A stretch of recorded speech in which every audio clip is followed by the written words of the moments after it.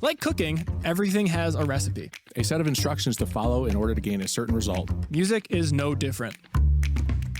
Be it ingredients for a dish, a set list for an amazing show, Or a release strategy for a successful launch. these are all recipes. Hi, we're your hosts, Sean. And I'm Brandon. Come and join us in our kitchen as we go through the Music Maker's Cookbook. Let's get cooking. Welcome to the Music Maker's Cookbook, the podcast where we help independent artists craft recipes for success in the music industry. I'm Sean. I'm Brandon. And today is a sequel episode. We're going to be following up what we talked about in episode 8. And it's our whole series about kind of what social media is and how to handle it. Last episode, we talked more about fan acquisition and the importance of using social media to attract new people who are interested in your music and who will be interested and you want to be interested in your music. And then this episode is we're going to be talking about turning followers into fans. Now that you've got people interested in what you're doing, how do you actually convert them to someone who just passively likes what you do to someone who wants to dive in, dig deep, and become a true fan that can support you financially so that you can do what you love for as long as possible, which is the mission statement of this whole entire podcast. So basically, by the end of this episode, you'll have more of an idea on how to turn your social media following into supportive fans through platforms that you own, not necessarily just social media, but other things like email marketing and that such. Yeah. So but before we dive into that, you know, if you're watching the video podcast, this is a new location. We're currently at my studio. We got to have a little bit of an appetizer conversation before we dive in. So how do you like your coffee? I haven't even tasted it yet. This is going to be a live reaction. You ready? That's good stuff. I'm sure the sound of sipping sounds beautiful. That's when good stuff. Blast right through your headphones. With a bunch of gain reduction on it. And Are you one of those people who really dislikes the sound of chewing? no, but my fiance is. Really? Yes. She could not do what we do because she has such an irritation with repetitive sounds that we're pretty much uncompatible at that point.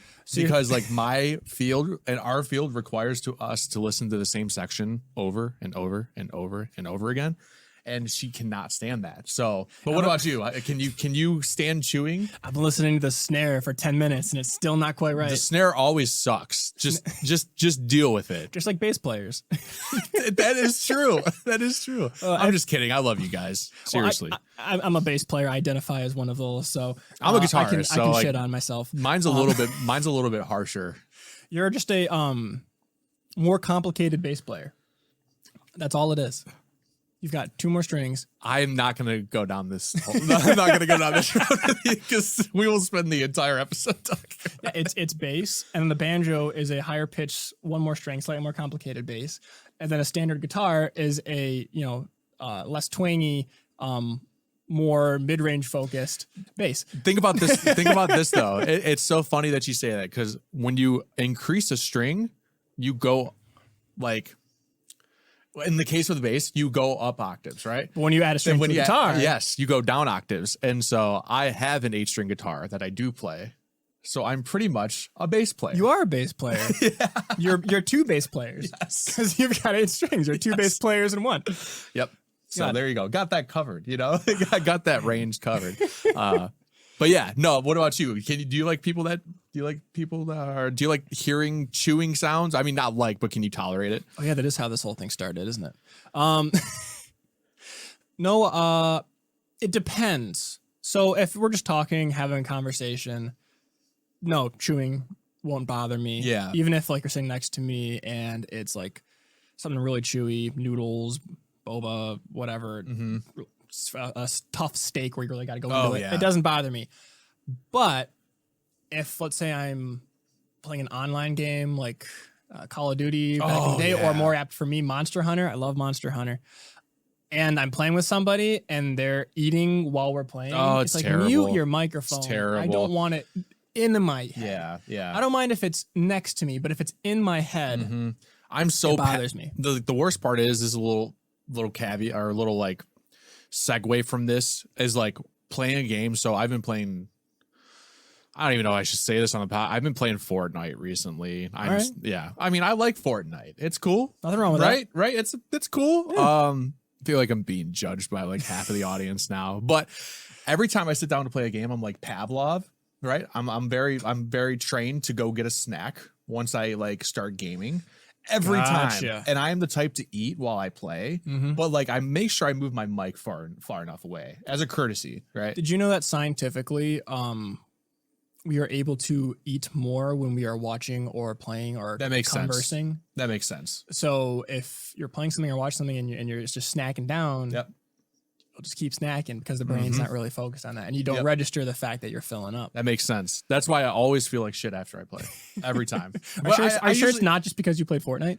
I had to throw one dig in. No, that is like 90% of the reason, though. You're right. That is 90% of the reason, man. But at least 10% is the snacks. I mean, I don't snack all that much, though. No. I'm not I am an overeater, but like not when I play games because like I hate wiping off my hand before touching the controller again. That's true. So I just get so frustrated, I just stop eating. I don't know why there's the whole like, oh yeah, Cheeto or Dorito dust. Yeah, that's it. Yeah. Actually, that's Dorito dust for gamers. No, not for me. Yeah, can't do that. Can't do that. Ugh. I love how off the rails this intro started. Half of it's probably not going to make it in the final episode, but that's you know okay. what? It's a way to kind of get us into it. It's tasteful. So it is tasteful. Get it? Because we were talking about food? And with that, jumping into the main topic, I'm not even going to do a transition, whatever. So yeah, let's kind of just dive right into it, talking about things that we see with social media. Yeah. Now that you've got a following, people are engaging in what you're doing, they're leaving comments, or not even that. Like they're just seeing what you're doing, the numbers going up, you're getting likes, you're getting followers. All these vanity metrics are increasing, so you at least know that people are now aware of what you're doing. How do you then get them to engage in it and take that next step?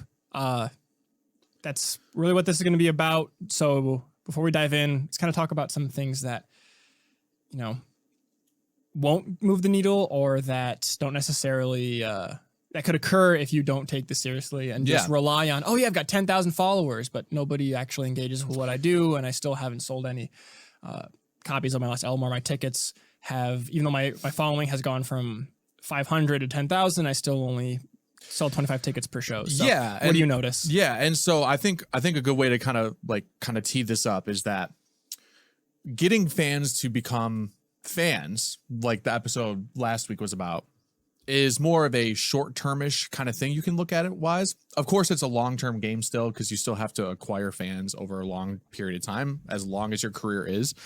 But it's more of a short-term like, hey, I'm going to follow you, right? Or I'm just going to pay attention to you. Boom, done. You probably acquired a fan. I mean, you've probably acquired a prospective fan, right? Yeah, well, let's, I guess, first dive into what's the difference between a fan and a follower. And we just kind of said we're going to tell you how to turn followers into fans. Right. But what exactly is the difference? And I feel like you're building up to that. Yeah, that's where this long-term game comes from, because this is all really long-term nourishing that like we were talking about. And I think just one of those, this is just one of those things where you have to be willing to put in the time consistently to make sure that you're able to nourish your fan or your prospective fan into an actual fan, and then taking your fan that was once a prospective fan and making them a paying fan, right? Does that make sense? So you're using the term fan and fan. I think there needs to be some sort of distinction between the two, because a fan, now that we live in a digital environment, and to get introduced to somebody and to participate in what they're doing, you don't necessarily need to support them in any way other than spending time. And while that can still be supportive, because a lot of these platforms are based on advertisement, you spend more time with this person, you listen to their music or watch their videos or whatnot, you'll get some ad revenue from it. But that's not the level of support that a fan can do. That's what a follower is, someone who's passively invested in you. A fan is someone who's actively invested in you. Oh, they're coming to my town. I need to buy a ticket so I can see them and support them. Oh, they're putting up a new album. I want to donate on Kickstarter to get their album started, or have my album signed by them, pay $10 more, or follow them on Patreon so that, you know, every week they're putting stuff out and I can get in contact with it. I am actively engaged in their process and in their growth and supporting them. I feel like that's the main differentiation between a follower and a fan. And back when, say the 60s, you couldn't really be a follower as easily, because even if you like went over to a friend's house, oh yeah, I listened to Led Zeppelin at my buddy's house. Right. He still bought that album, and he's a fan. You get introduced to things by fans. So there's always a fan involved. Nowadays, you can be a follower and not be introduced by a fan. You can just kind of, it pops up on the algorithm. Oh, it's on this Discover Weekly playlist. Oh, it's just showed up on YouTube or TikTok. And once you scroll past it, you don't think about it anymore. Right. And it's important to find the people who don't just want to scroll past it, who don't forget about your song the next week of Spotify Discover Weekly. That's what a fan is, someone who really wants to put time into it. Mm-hmm. So growing fast, the part of the first episode was saying, hey, I need more eyeballs on me. Because you're not going to get a fan right off the bat. The process is they need to be aware of you first. So you have to attract fans. So what can I put out there to make them aware of it? And now we're talking about, now that I have the followers, now they are passively invested, what reasons can I give them? What calls to actions can I tell them? How can I engage them in a way that makes them want to actively take that next step in support? So, but kind of just jumping into that, some things that we see artists do that are trying to make a living for themselves and are doing the social media game, maybe posting consistently every day, going again and spending hours a week making stuff to put out there to get eyeballs, to gain followers, to gain these vanity metrics. Something that, they never switch from that fan acquisition posts to fan nurturing posts, because there is a difference between a social media post, like an Instagram post or a TikTok post, or a YouTube video that's for attracting new fans, and something that's meant to get the attention and nurture fans that are already there, or gain new followers versus turn them into fans. So for example, if you want to get the attention of new people and you're inspired by these artists and people tell you, hey, this is similar sound and I love it, and that's kind of your vibe, and you go on playlists with these other bands or whatnot, you can make posts saying, hey, if you like this band, check out my stuff and play your song. Or if you're in this scene, this music's for you. Play your following stuff. That's immediately, within the first 6 seconds, grabbing interest of, hey, are you this? Listen to this. Oh, I am that. I listen to it. I like that. I'm gonna like it. Now you have a follower. They'll see your post. They'll like it. They'll pay attention to it. So now that you have them, how do you differentiate between the fans? Let's say you have to post something that takes that next step. Like, hey, here's a post of, we're releasing an album. Buy it now. That's a call to action. Or, hey, we're going in the studio. Support us on Kickstarter, and you will get a free, or we'll sign your vinyl for free if you donate above this tier level. That's a call to action. And what a call to action is, a direct message to somebody that is, hey, this is the next step of supporting. And you need to have posts like that, because if you just post, hey, if this is for you, listen. Hey, if this is for you, listen. The people who want to support you won't know how. Right. They might not know, hey, he's got a Patreon. I want to post to that. I want to subscribe to that and give, $5, $10, $1 monthly, so that I can support them actively. Yep. If they're not given the option, they're not going to know how to do it. Right. And they're not going to know where to go. So those are kind of things you have to transition to, because if you just always post, hey, if you like this, check this out. Hey, if you're in this scene, check this out. Here's this new song I got working on. Here's what, that kind of stuff. People aren't going to know how to support you next. It's like, now what? Yeah, right? Now what? Like, this is where you can lead a horse to water, kind of comes in that saying. This is where you lead your fan to go and do something. And that kind of takes us to our next point, is that another problem that we see is that people don't do this. You don't lead them off your platform that you've used to acquire that said follower, now converted into a fan, right? So as we talked about last time, each social media platform plays by its own rules. It has its own subset of ways you can use it, ways you should use it, and then also their own policies. And those can change, their own algorithms, those can change. You really play by their rules.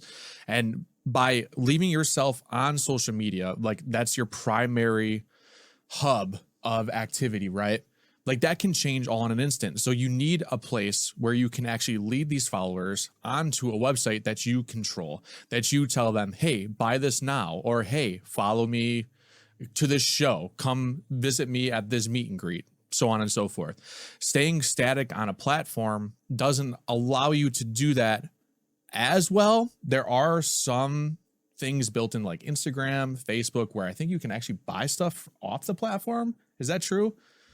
I noticed with Instagram that you can, there are products that you can buy from certain stores, but I don't know if that leads you to their website or not. I've never tried it. I don't know. I know Instagram has been altering and adding features lately that I haven't been able to stay incredibly on top of. I do like the fact that they've allowed you to put more than one link in your bio now. Yeah, thank God. Things like that, right? Before that, you'd have to use a link tree, and a link tree still might be a good way to go. Yeah. Some source where, hey, here's one master link, and then from there you can save that and go to any of the other places where you are. It's a good hub to kind of connect things. So it still might be a good option to use as something like a link tree to move, which is a software where you can post a bunch of links to other places like your website, your other social medias, where they click one link, go to this giant page, and you can guide them to other locations that they might be more interested in. So I haven't heard of any, I haven't experienced any shop integration. Yeah, but I haven't either. It wouldn't surprise me. Yeah, I've seen like this is very niche. I know if you place an ad, you can put a link in on the ad. So like if you are releasing an album, you can make an ad for your single or an ad for your album and put a link in on that post. So when they click the post, it takes them off site. Right. I don't know if everyone has the opportunity to do that. Also with Instagram, there's personal accounts and business accounts that have different features to them.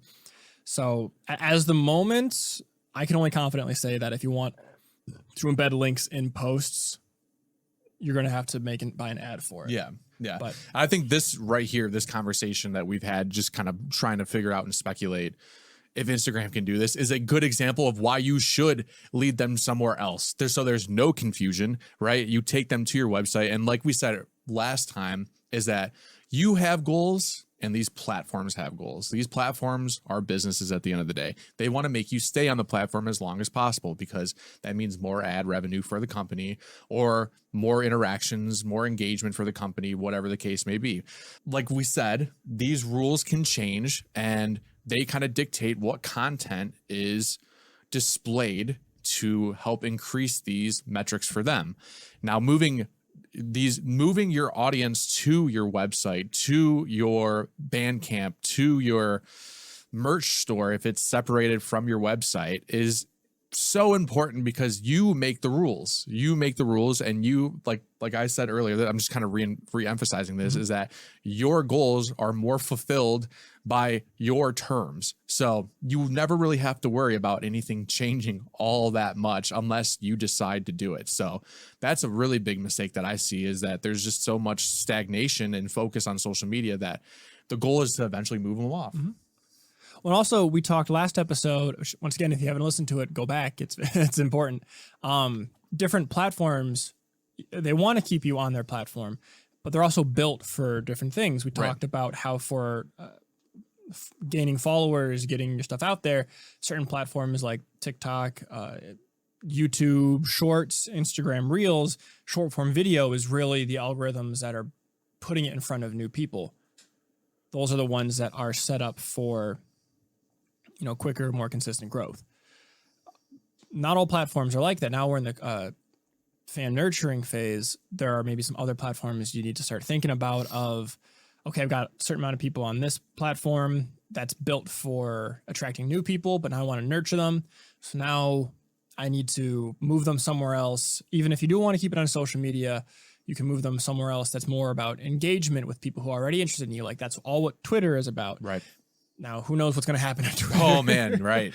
This is we're recording this early July. Yeah. I feel like this all happened within the past 3 days. Yeah. It's craziness. Who knows what's going to happen? Yeah. But that's not the only platform that's focused mainly on communication with people who are already interested in you. In fact, we kind of brought up Instagram Reels as another platform for gaining fans, but Instagram has more than just Reels. It also has a bunch of features that are meant more for nurturing and for kind of behind the scenes stuff. And that's just standard posts and also stories. So now it can get kind of complicated because there's 3 ways to contact new people or existing fans. There's 3 ways to present yourself on this one platform, and each one has its own purpose. Yeah. So not only just different platforms having their own purpose, but even different functions within one platform can have different purpose. So do you want to kind of dive into what the importance is of making sure you use each one for what it actually needs to do and what each tool is for? Because we said what you need to do or where we recommend posting to gain fans. Yeah. Where do we recommend going to actually like develop them, and what ways can you use these tools to develop them? Right. I still think Instagram is probably one of the top dogs at this because there's so much flexibility on the app itself that you can do multiple different things with. Like Sean was saying, there's like 3 or 4 different ways you can post. So I think Instagram will probably be like the best example here, probably because it's one of the most popular these days too. So let's just take Instagram, for example. You have 4 different ways that you can actually post on Instagram. You have stories, reels, posts, and notes.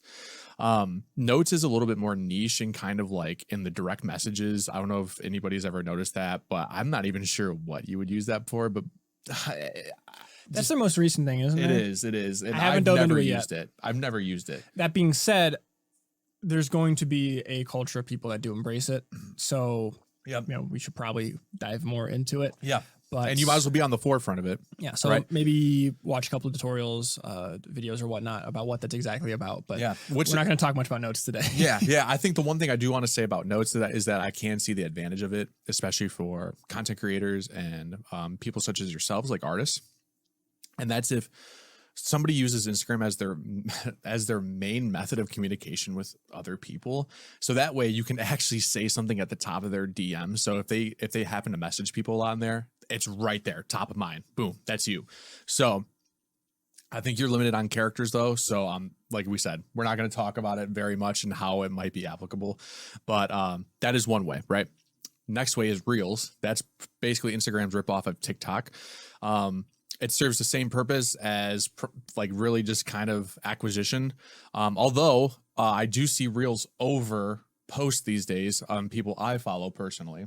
Mm-hmm. So it's something that they're pushing really hard. So you can actually nurture people with that as well. Then we go to stories. Stories are more instantaneous and low stakes. So if you have like a post where you're like, oh, I'm going to be playing at this venue at this day, come check me out. And you want to post that multiple times. Stories allows you to do that without being too spammy because it's so low stakes. If people don't want to see it, like they'll just click off of it, right? Where opposed to posts, you start cluttering up their news feed and you start preventing them from seeing things that they want to see. And hopefully they want to see you and your page, and you start cluttering up your page. Hopefully they do want to see you, but posts are really high value content. And that is something that should be really delicately crafted. Of course, you have the different ways that Sean said earlier. You have a post that can nurture, or you have a post that can be more acquisitional. But either way, they should both reinforce your brand, and they should both serve a certain purpose. And you should kind of have that idea going in. Because remember, like, this is your digital footprint here. This is your social media credit score. And posting this onto your page can either dilute or reinforce everything that you stand for on your page. You can archive it later, sure, but I mean, once you start archiving stuff, you have less and less content, and people start actually, there's like a diminishing return on archiving stuff because they see less credibility, less social proof, right? And it's like, oh, this guy has 4 posts.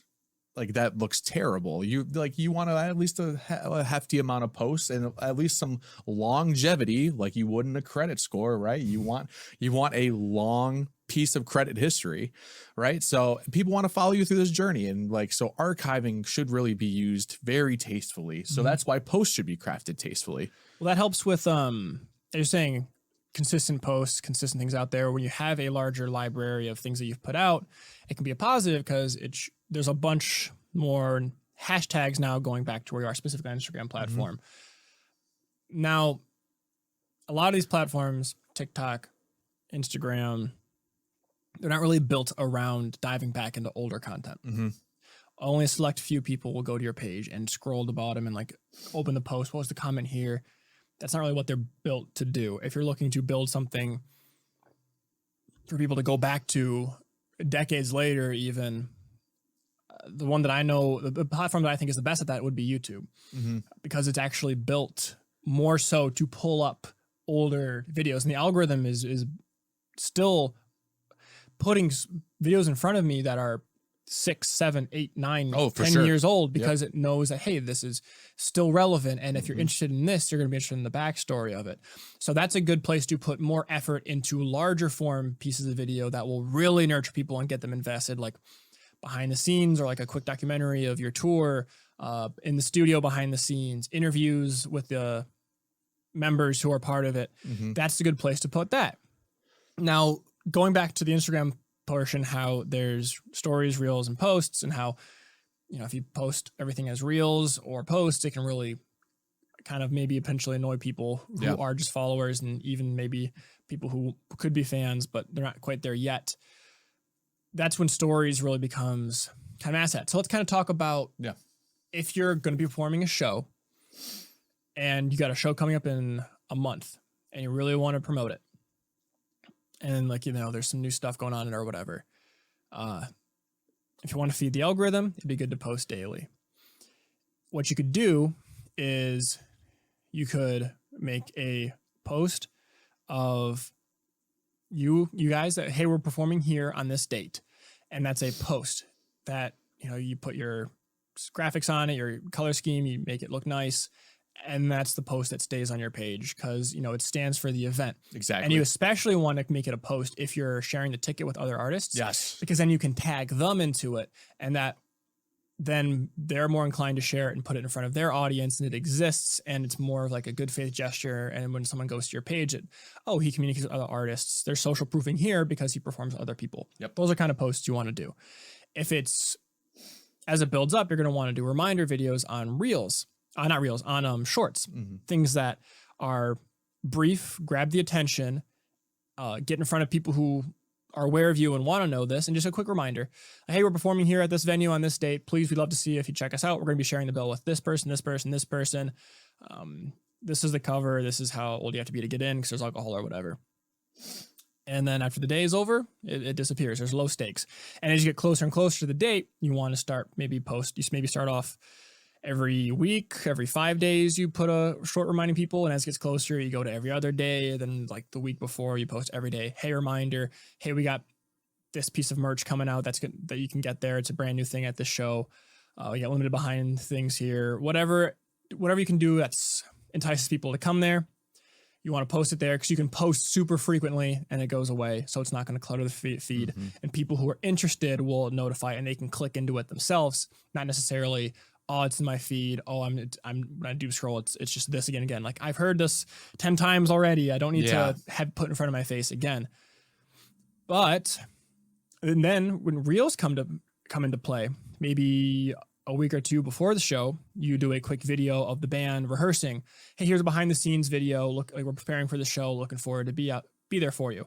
One, it's a promotional post because, hey, we got a show coming up. But it's more longevity than a short reminder, because now it's a behind the scenes video. It shows everyone playing together. It's the whole group together, and it can be more interesting to people. Even if the show happened like a week, a month, a year ago, it can be more interesting for someone to see if they're shown on your page and they see this. So it's not necessarily something that needs to be. It's presented more as a nurturing piece of content versus a reminder, come to the show. And especially what you want to do is record stuff while you're there. Like, hey, here I am chilling out with this artist. We're excited to play today. Make a short of that. Come on down. Right before the show starts. Like, literally, maybe you want to post 4 shorts before you even take the stage. Like, when you get there, if the show starts at 8, you get there at 2, post at 2, post at 3, post at 4, post at 5, post at 6. Because it's so low stakes, as you were saying, they're not going to be flooded by it. They can click in if they want. And as it gets closer, oh, this is interesting. Oh, they're with this artist. Oh, this is behind the scenes. Oh, they're doing sound check. It builds up the hype for people who maybe they didn't plan on going down. Now they are, because they see the whole process behind it. And, this looks like it's going to be a killer show. And then you can once again kind of tag, hey, here's this artist. They're doing sound check, and post that up and share it. And they might share it with their fan base, which gets them new people down. And if you're sharing a ticket with an artist who is similar to you, that's your ideal fan, and it brings them to a show where now you can win them over. But the biggest thing is, after the show is there, make sure you have reels, our short form video you can post on TikTok, YouTube Shorts, all that. after the show saying, hey, we had a fun time. Thank you for this person coming out here. This was a great time. Yep. Maybe do a collage of your showcases, of your performance. So, hey, here's a 2-second clip from this performance, 2-second from this performance, put it all together, put more effort into this. It's not just, hey, I'm waving a fan's waving a phone around in the crowd for 2 minutes. Yeah. Put some effort into it. Maybe do like hey, we're very happy you guys are here. Do a voiceover or whatnot. And it would be fantastic if you made a short or a post asking fans to send you stuff that they took. Hey, send us pictures you guys took before, during, and after the show. Send us videos you guys took during the show, because then they're interested into it. And you can use those clips that they took and import it into a reel that's more nurture-based. And especially if fans feel like they're adding to it, it's incredibly nurture-based, because you can directly tag certain parts of the video to different fans who gave you their video and link to them, and they get excited like, oh man, I'm on their official page. Hey, my friend, look, this is a band I really like, and they just tagged me. That's more nurturing based, because it builds excitement in the group.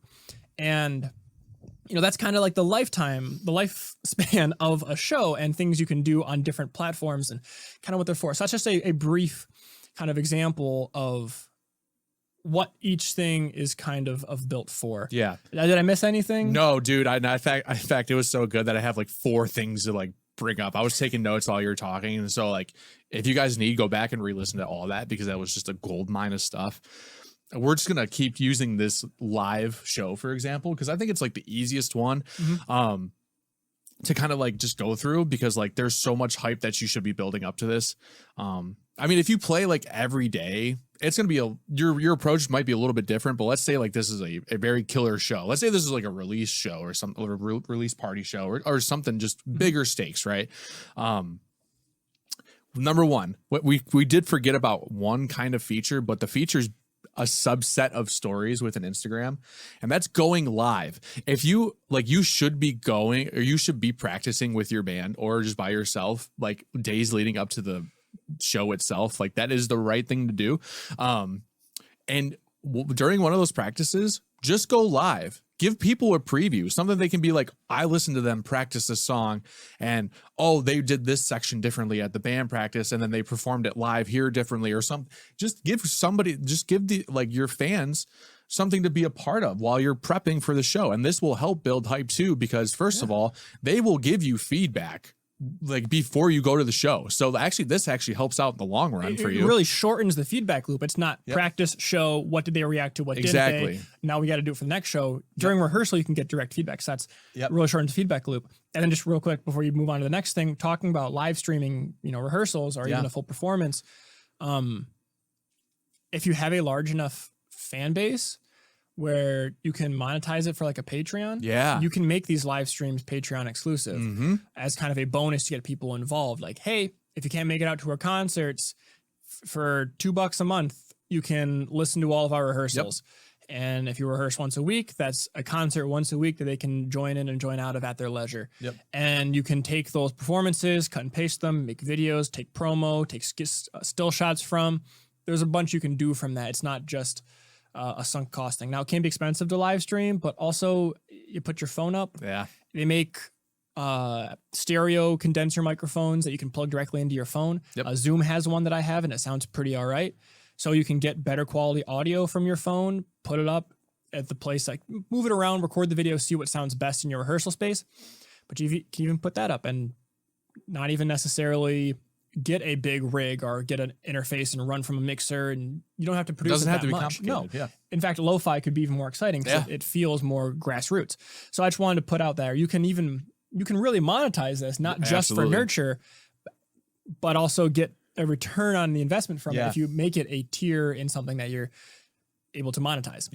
No, redundant statement. I think redundant. I think that's a great point. I think 2 apps come off the brain for this, and that's Patreon, which is what we mentioned before, and then I think Buy Me a Coffee has something similar. I think that's what it's called. I've never heard of that. I don't think it's as big as Patreon, obviously, but I think that is another platform that you can explore. So if you were interested in doing something like that, definitely check those out for sure. We're not sponsored by those, but those are the 2 that we're kind of familiar with. Hashtag not sponsored. Hashtag not sponsored yet. Number 2, turn on your DMs when you post to stories, because you want that interaction with people. I don't know how many times I've seen stories these days without DMs turned on. And like, I do want to respond to them like, oh, like shout out to him if you're recording with this person, or shout out to this person, or this is really cool. Like you want to be able to interact with people and turn them on, right? Like, come on. Like the worst thing you do is that you just don't respond to it. A little bit better than not responding is just liking it, right? That's all you have to do, but at least get the interaction. Sometimes those interactions might be fruitful. Like they might be really cool. For example, if you Instagram has stickers that you can use polls in your stories. So you can say, hey, we're performing next week. We have rehearsal tomorrow. What song do you want us to play? And you can have 4 of your top songs listed, and you can have people vote on what song they want, to hear. And you can decide, hey, this is our biggest song. So this is going to be our opener song to really get people towards the stage and start them off feeling so energized about the performance. So now that really, once again, shortens the feedback loop. What song do people want to hear at this performance? Makes your life a lot easier. Yeah. And also, are you going? Yes or no? And then, you can do a fault video like, hey, 80% of you guys who voted on this said you're going. We look forward to seeing you there. The other 20%, come on, join the party. Social pressure. Yeah, exactly. Make another video about it. You can make content based off of the result from the previous announcement. So I don't know if you had that in there, but there's a lot of features. That's to great. Get direct feedback from these shorts. In addition to promoting the show, you can turn it from a promotion into more of a nurturing thing, like we were saying, of what do you want to hear? What song are you most looking forward to? Are you going to come or not? Are you going to be like, what kind of merch would you like us to make? Yeah. Make them feel like they're a part of it, because they're a part of it. And not only that, but just like doing a poll vote, like for what song do you want to hear, right? And then you don't reveal the answers, and this person shows up and you play the song they voted for. Oh my God. It's probably like the most existential feeling ever. And they just feel like they're just such a part of that show, and they were a part of that decision that helped them make this set list, right? And like, that is so cool to be a part of. On the flip side, just to put it out there as a disclaimer, the internet is the internet. Yes. So unless it's like your brand, be careful with joke answers. Yes. Because people will. They will choose it. And if you don't play it, and I would be upset. And especially be careful with like do you want to listen to our first single, our second single, our third single, our Rosanna by Toto? Yeah. People are probably going to vote Rosanna. They're going to vote for that. Just for the joke. Every time. Or like, hey, name our album, Bodie McBoatface. What was that? Like the name of the boat? Yeah. Bodie McBoatface. Yeah. So be careful when you do joke things. Never assume you're going to know what people are going to vote for. But that being said, it can even be funny that way, especially if that is part of your brand. Is we are kind of a humorous brand. We are a humorous band. That's why I stumbled. They're the same word. If that's part of what you do, then dive into that. So anyways, just want to put a quick disclaimer. Good disclaimer, because that's really important to know. So definitely set yourselves up for success for your own brand. Like Sean said, if you're a humorous brand, by all means. And if you actually just want to like mess around and just see where it takes you, give it a shot. Whatever. Worst thing that happens is that you play Happy Birthday at your show, so whatever. The next one also follows what you were saying about recaps with shows. Please tag the venue, tag venue staff, tag your fans that made content for you or recorded you and posted it on their Instagram. Seriously, like I don't know how many times I don't know how many times I see the artist not post the venue itself or anybody from the venue. Like if you're friends with the sound guy, shout him out. Like seriously, like I think this is like adulting 101. Just be decent, right? Just be thankful. That's pretty much all that really comes down to, right? As I mentioned, you want to post hourly before the show starts to build a story to it. Have an arriving at the venue post. Show the banner or the sign or the marquee or whatever of the venue you're at. That should be your first post. Arriving at the venue, thanks for having us, tag them into it.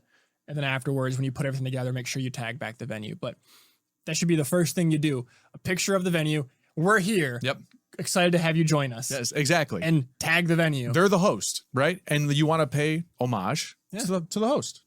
I think that's just a kind of like almost self-explanatory thing, but is often overlooked though. It is often overlooked because you're sometimes in the heat of the moment, whatever.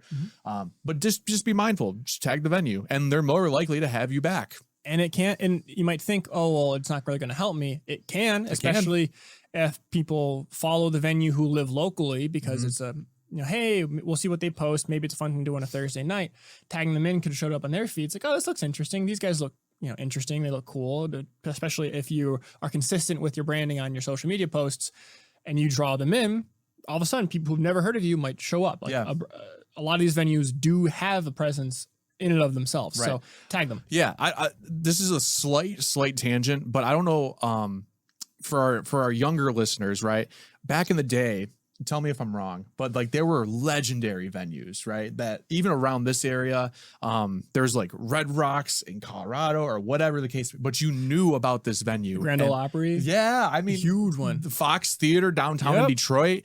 Like there are such big venues and they're so legendary. And I feel like this now digital age has gotten away from that a little bit, but like, sometimes it's just so cool for people to be like, oh my God, they're playing at this venue. That's so cool. I would love to play at that venue. It's just, like I said, it's just like an experience that you share with people. And sometimes it's reminiscent for them if your fans happen to be a little bit more experienced in the music scene around you. And even like smaller venues where you might not think are legendary could have a huge history to it that you can use to your advantage. For example, there's a venue in Ann Arbor called the Blind Pig. Love the Blind Pig. Super cool venue. Not crazy big. What, they can fit maybe 250 people. I would say about that. And it's all standing. Not really. It's all standing room. Got a bar below them as a restaurant. But anyways, they've been around for decades. They have a huge history around them that a lot of people in the area are aware of. And even if they're not aware of it, like if you have fans out of state or whatnot, ask when you're playing at a venue, even if it's a smaller one, ask like, hey, what's the story behind this place? What's the history of this place? Because you never know. You might be able to say, hey, I'm sharing the same stage as Jimi Hendrix. Or, hey, I'm sharing the same stage as Bob Dylan. Or I'm thinking about classic examples, but you can even potentially be like, hey, I'm sharing the same stage as Taylor Swift. Because she had she did the rounds too. Who knows? Maybe that's part of the history. Big artists do like coming down to smaller venues. There's another venue called The Arc where Justin Furstenfeld of Blue October plays a lot. So cool. There's another larger one. And if you're in that rock scene, it could be really cool to say, hey, I'm excited to play here. Did Justin Furstenfeld play here?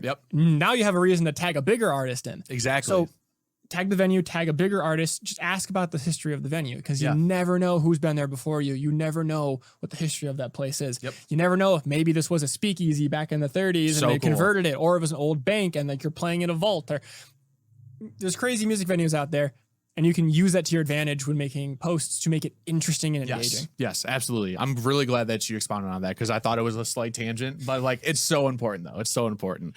The last thing I want to say, a lot of these, actually almost all of this revolved around stories, but this is now a more general like Instagram thing, but it is now on other platforms as well. So this is important. This is important. People shape their experience on social media, right? To a certain degree, obviously the social media platforms do have a little bit of control over that, but people will generally shape their own experience on social media to make it pleasurable for themselves because that's what it's all about. Let's say you were doing a bunch of recaps and you posted about 15 times within a day. That is a good grounds to get you muted by somebody. I think muting is worse than unfollowing because first of all, it doesn't show up in your vanity metrics, so you get no feedback. And the worst part about muting somebody is that you never see their post ever again until they unmute you. So there's nothing you can do to regain that fan, and there's nothing you can do to even gauge whether you lost or gained a fan. The numbers are still there. Yep, they're still there, and now you're just getting less engagement. You don't know why. Generally, a good way to do this is by spamming through your using your methods of posting incorrectly, and usually this comes through spam, and that's a good way to get yourself muted. So be careful on every I swear to God, I think it's every platform that has this function now, and just be mindful that does exist, and it's probably like the worst purgatory I think for social media. It's great to post consistently, but it's better to not post than have consistently bad posts. Absolutely. Or posts that aren't serving to the fan that you have in mind, the person who actually wants to be engaged with what you're doing. If they don't find it interesting, then who are you making for? Yep. It could be people that you don't want to make it for, the wrong person. So it's better to maybe not post something than to force something out that's not right. Absolutely. So this whole time we've kind of talked about social media. We kind of focus on Instagram just because it has the quick post function. It has the Reels function, short form video, which is also on YouTube, TikTok, Facebook, all that. And it has the image post feature where you can tag things in. All these platforms have similar features, but they hit different demographics. They have different overall functionality to them, like uses for them. Like Facebook has community groups, which you can use to your advantage, especially if your fan base is there and you want to encourage conversation within your fan base.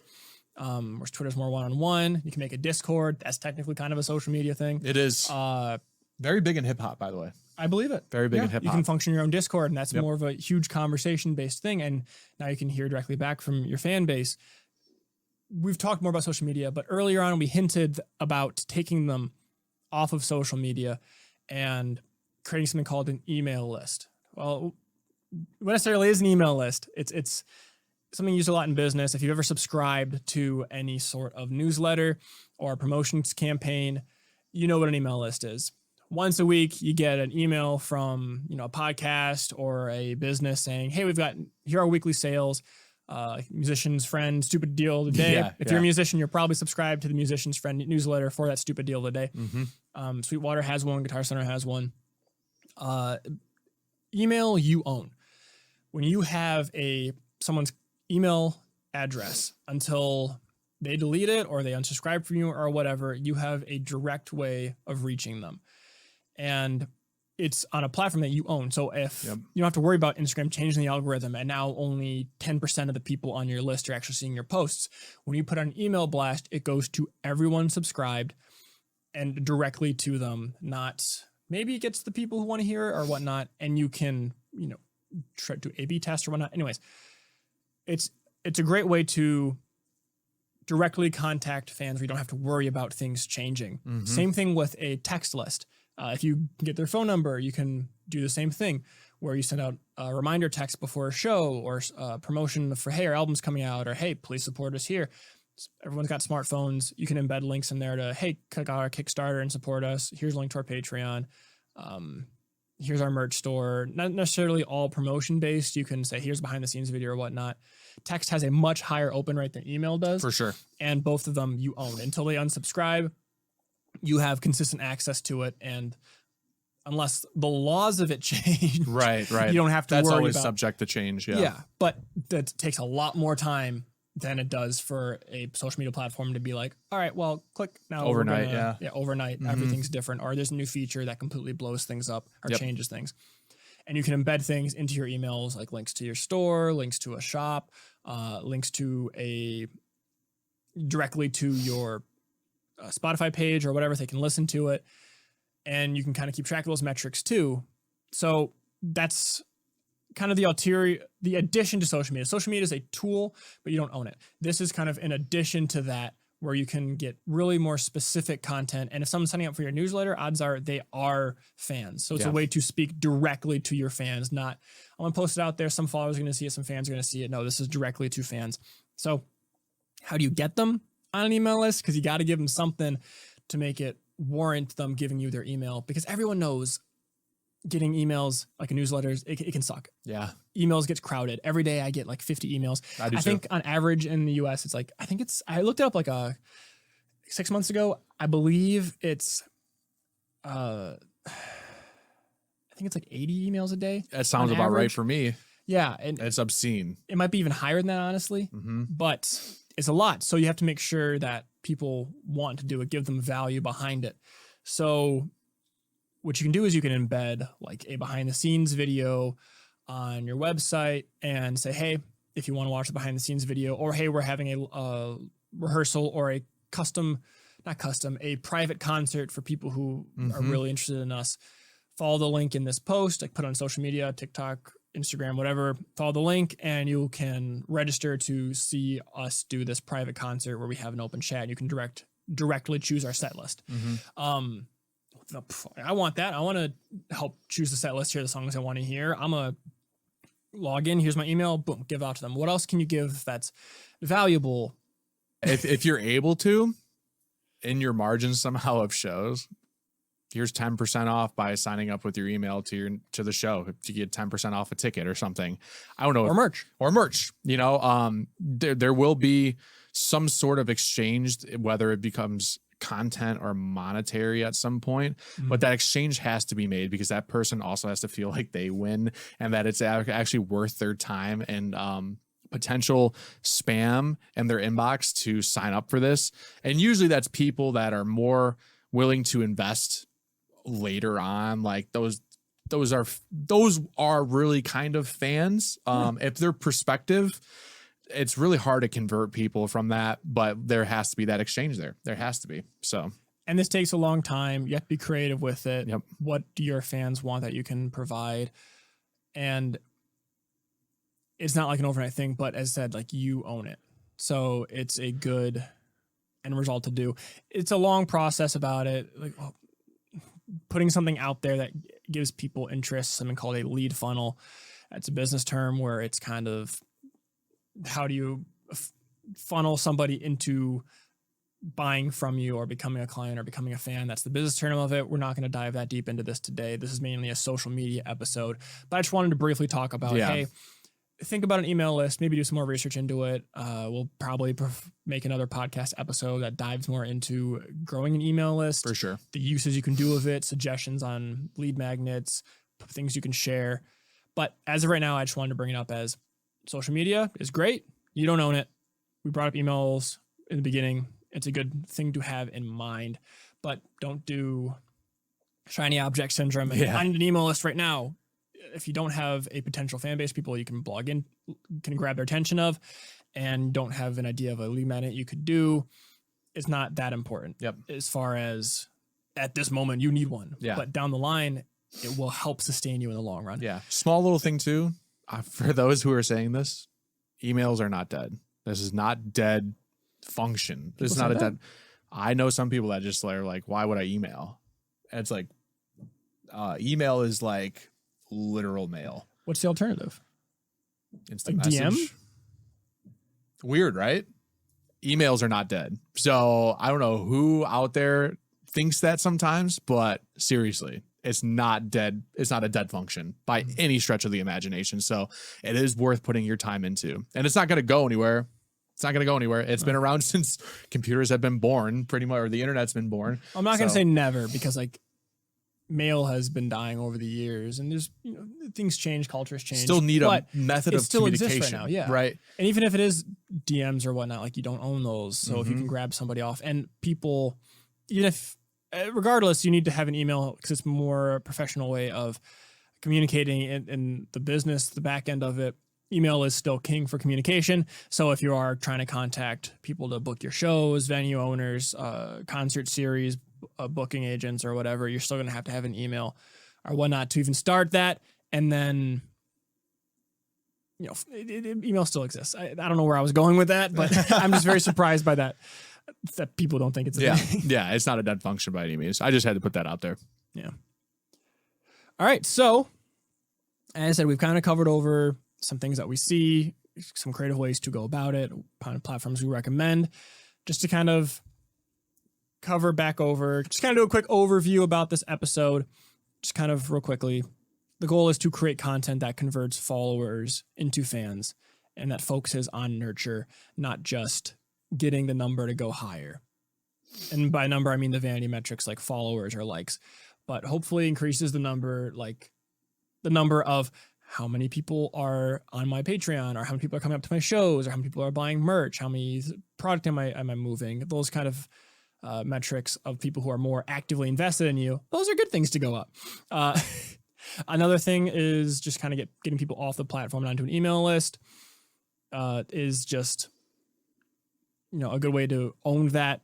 Actually, I forgot. I droned down some quick ideas for things you can give them that may entice them to give you their email. You could say, hey, if you want to download our set list of the show you were at, if you like, it could be a good follow-up post. Hey, were you at this show? If you want to download the set list, click the link in the description, give you their email, you give them the set list.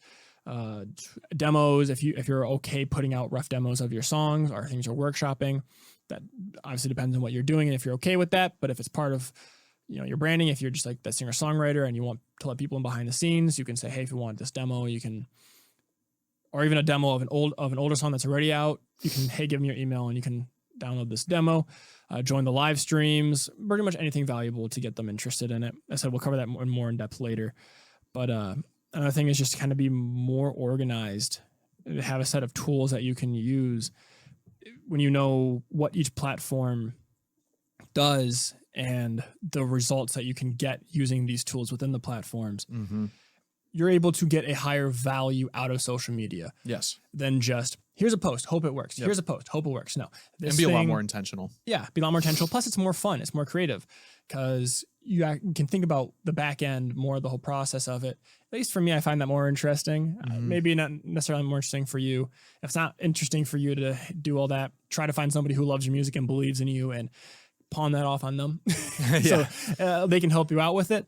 But it can be really fun and creative to engage with people in a specific way. And if you have an idea, you want to engage with them, there are tools out there that exist. And we kind of ran over that about what platform uses what kinds of tools. What would that make you if you do all this? Well, you might be able to make some more money. That's pretty cool. That's pretty tight. That's pretty cool. Yeah. That's pretty cool, which means that you might be able to do this longer or maybe forever, which might be kind of cool to you. That seems cool to me. But yeah, seriously, you can make more money from your music and actually enjoy things that is something that you're doing. Not only that, but people will also enjoy what you're doing, which is even cooler because then you have like a community around you and you have a bunch of common interests and you get to share that with other people. And I think that is just so, so cool. This can also be really rewarding in the long run. I'm sure I don't have to really kind of go in the details of that. It's kind of self-explanatory, but yes, making more money and sharing stuff with people can be very rewarding, especially if it's reciprocated, just like with people sharing stuff with you, or having that common interest, like I was talking about earlier. Another thing is that this whole social media experience, like I struggle myself with social media. I find it to generally be a more lukewarm experience, not necessarily negative, but not necessarily positive at the same time. But planning this out and using these apps with more intentionality and just kind of figuring out how to nurture your fan base and acquire fans from last episode, of course, too. This becomes like a much more positive experience rather than like a negative one. Like you can actually go onto social media with intentions to post. This is what I'm going to do. This is what this intention is for. And then you can log off if you wanted to, right? So I know I was like, yeah, engaging with your fans is really important. Yes, you can engage for a little bit and then you can just go do what you need to do in real life, right? So it's a much more positive experience and it doesn't feel like a job, which is really nice because you can spend a lot of time on social media and you can spend a lot of time on the wrong things on social media. Easily. They're built for that. They're built to keep you That's what they want you engaged. To do. Yeah, 100%. So if you are going to, you should communicate with your fans and engage with people who are interacting with you. Schedule a time for it so that you set a timer on your watch or on your phone so that when the timer goes off, you're done. Don't overly obsess with it. Yeah. This next one is also kind of plays into making a little bit more revenue, and that is brand deals. The better your social media looks, the better engagement that you have, the more likely you are to be able to land a brand deal with a certain company. Well, we talked about this, like artists can be sponsored by gear brands. Yeah. And if you've got an outreach and you're constantly posting pictures or videos of you using their gear, like that's a great way to absolutely try to get sponsored by a drum head brand like Evans or a guitar brand like Yamaha or whatever. Yeah, or like Orange or something, like if you see your favorite band, right, and they consistently play a Mesa Boogie or they play an Orange amp of some sort or whatever, or Marshall, like chances are there's probably a brand deal in there. And like if they've never switched and they're very loyal, there's chances are something's kind of going on. And they'll tell you that too. Like they'll also tell you like you have to disclose in interviews. That. Yes. Yeah. So like you can kind of go research that yourself if you're interested. Sometimes like that's not the case. Sometimes they just really like the brand, and like the brands sometimes are really stingy on and their requirements are very high. So like not everybody's going to be sponsored by somebody, but better social media, better following, better engagement with your fans, that is more likely to land you in one of those deals, right? It gives you a chance. And who wouldn't want to for exactly. That's what I'm saying. I mean, I would love to get an Orange amp sometime. And then being more consistent, being more intentional, and being honestly just having a better overall social media experience helps you stay at top of mind of people. This is really important because this is like everything we say is important, I feel, but this is like increasingly important because this keeps you relevant. Staying relevant is probably one of the most important things that you need to do, because if you tend to fall off a lot and kind of just hit the back burner a few times, it's really hard to kind of regain that momentum in an upward fashion. But not only that, but also people kind of forget about you because there's so much grabbing at their attention these days that you need to be consistent about this, and you need to have better posts and better intentionality behind what you do. Just to jump right in real quick, we had a conversation about release methods on one of our past episodes, like the waterfall method, consistent uploads. If you want to play the game, Spotify specifically recommends posts every 6 to 8 weeks, or is it 4 to 6? 4 to 6 weeks for their algorithm to keep engaged. There's so much music out there that having a single release strategy or release strategy that focuses on repetitive productions of music to keep people interested and engaged, that's what they're built around. But let's say that's not how you want to do your art. If you want to do the album drop at one time, do a thing like that, and you're not consistently showcasing your music, well, how do you keep people engaged and reminded of you for when the next album does drop? Social media is a great way to do that. And even if you do post between 4 to 6 weeks, the best way to promote your song is directly to people who are already interested in you, and those are your followers, so you can more hype up the release so it's more successful when it does drop. So it's important in that regards to stay on top of mind so that you can build up interest for when things do absolutely come out. Absolutely. And like sometimes like I will see people try to model certain artists' social media or promotional strategies or something, but let's take Beyonce, for example. Unfortunately, you can't do what she does right now, right? Not until your brand is at least close enough to hers, right? So she might be able to go months without posting on social media and then come back, drop a post, and it's like fire. It spreads like wildfire. But she usually always stays top of mind to people anyways, right? Because that's how she's built her brand, and she's big enough to be able to do something like that. And she also has a huge catalog for people to go back and listen to. Absolutely. If you're just starting off, you don't necessarily have that. Mm-hmm.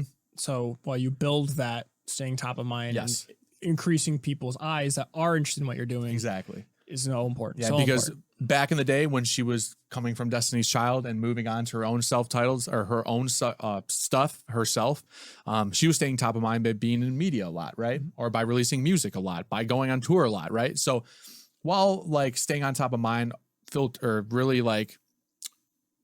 is really a part of social media, but it's also a part of like just doing the artistry itself too. So, but we won't get into that today. But that is like a small caveat to that. And then finally, being more intentional, being better with your social media in general, and really trying to nourish your fans and your audience, just reinforces your social credit score. I know we talk about that a lot, and it's kind of like a weird example, but it really does. Like we said, it's a digital footprint. People can go back and look at stuff, and you're more intentional with stuff, which means that you hopefully won't get canceled. But it also reinforces like what you stand for as a person as well. So, and what you stand for as a person, you'll want other people to kind of be attracted to too. So that's really important too. Mm-hmm. I'm going to jump in and actually say what you stand for as a brand and as your art, not necessarily a person, because your music doesn't have to be all of it. Well, sure. But I mean, that's what I kind of meant. Yeah. Yeah. But just to clarify that, like, don't post family pictures. We talked about this last episode. Right. Yep. Totally. Be intentional, make sure it fits you as a capital A artist. What is your art about? I know that's what you meant, but just to kind of clarify. Totally. And this can seem overwhelming. This can be like a lot, but fans will help you out. If you ask them to kind of create content for you, like send us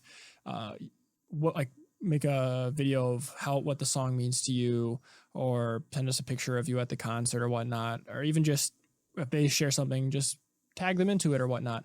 The band Alabama Shakes, I forget her name, but Alabama Shakes, a good example of it is that somebody had a video they released of her playing the first half of the intro riff on one of her songs, and she tagged Alabama Shakes in it. Well, they responded with a close-up on the guitar neck, the finger positioning of playing the second half of that intro riff. And they, in the text said, thank you for learning our song. Here's the rest of it. And they tagged back the original poster into it. Just a quick, simple post, but that built up so much social credibility and interest in fans. And because they do stuff like that, fans will tag them and post stuff out, and they'll do that to you. They'll put your name in things that they create. And that kind of also helps this whole thing of social credibility and whatnot. And if you're confused about or worried or scared about how do I get content out there that looks good to make these posts like that, especially if I want to make like a band poster or whatnot for an upcoming show, we had an episode a while ago all about software that we use and that we recommend. And you can use templates on sources like Canva. But first, like, so listen to that if you're just curious about any software you can use to help you out. But specifically, you can use sources like Canva that have templates to create consistent content, easily create content. It's free for a basic membership. You can get a bunch of assets for free, and you can pay not too much. I think it's around a little bit less than a Netflix subscription for a more premium account where you can get all of the assets to it. And I mentioned in the past episode, I'm putting together a list, a set of Canva templates that use all free assets specifically towards music, the music industry and artists. So I'll be putting that out at some point when we dive more into that kind of part. And all that being said, don't jump the horse. Don't put the cart before the horse. Don't start nurturing. Don't focus on nurturing until you do have that following. So listen to the last episode. Make sure you are growing your following. And until you have a following, nurturing isn't necessarily the highest priority because you're not nurturing anybody. So as I said, this is a great conversation, but don't focus on this if you're not there. If you are there, yes, focus Please, on this. by all means. But don't put the cart before the horse. We got really into it. I'm hoping you got really excited about this whole conversation and all the ideas you can do to it. But take a step back. Are you ready for it? If you are, hell yeah. If not, time to focus on gaining the follower. Listen to the last episode again, and then come back to this one. Yeah, I agree with that. Great. I agree with that. Is that it? I think that's it. Are we done cooking? Yeah, I think it's time to eat. All right, time to eat.